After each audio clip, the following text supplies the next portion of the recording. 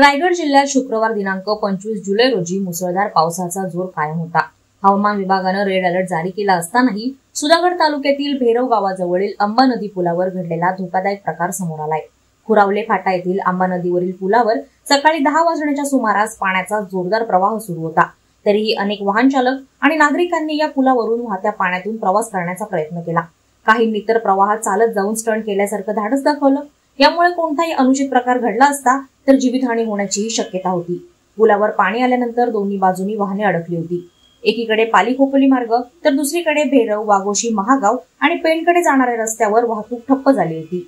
मात्र बराच वेळ पाण्याची पातळी कमी न झाल्यानं काही बेजबाबदार वाहन चालकांनी पाण्यातून गाड्या चालवण्याचा धोकादायक निर्णय घेतला। या ठिकाणी दरवर्षी पावसाळ्यात अशी स्थिती निर्माण होते। पुलावरून पाणी वाहत असतानाही येथे कोणतीही सुरक्षा व्यवस्था तैनात नसते, असं नागरिकांचं म्हणणं आहे। स्थानिक नागरिकांनी प्रशासनाकडे पुलाची उंची वाढवण्याची आणि पावसाळ्यात पोलीस अथवा होमगार्ड तैनात करण्याची मागणी केली आहे, जेणेकरून भविष्यात मोठी दुर्घटना टाळता येईल। हवामान खात्याने दिलेल्या इशाऱ्यानंतरही असे प्रकार घडतात, यावर मात्र प्रश्नचिन्ह निर्माण होते।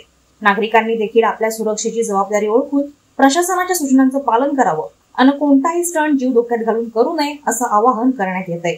वादळवारा लाईव्ह साठी न्यूज ब्युरो, सुधागड। नवी मुंबई व रायगड जिल्ह्यातील ताज्या बातम्या आणि घडामोडींसाठी सबस्क्राईब करा वादळवारा लाईव्ह चॅनल आणि दाबा बेल आयकॉन।